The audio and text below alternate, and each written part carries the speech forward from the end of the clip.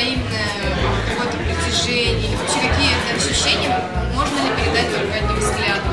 На самом деле это оказалось правдой. С кем-то действительно можно получить такой контакт, когда ты чувствуешь какую-то обратную связь. Показать человеку смотреть в принципе тяжело, любому, а незнакомому еще тяжелее. Но это только в начале. Проходит буквально какое-то время, и ты начинаешь ловить от этого кайф.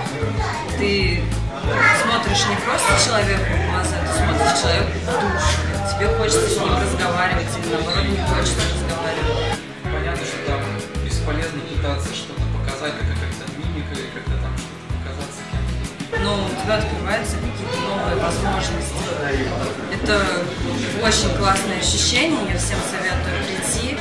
Просто ощущения непередаваемые. Возможно, я просто никогда такого ранее не чувствовала. Это именно интерес попробовать что-то, что ты раньше не чувствовал.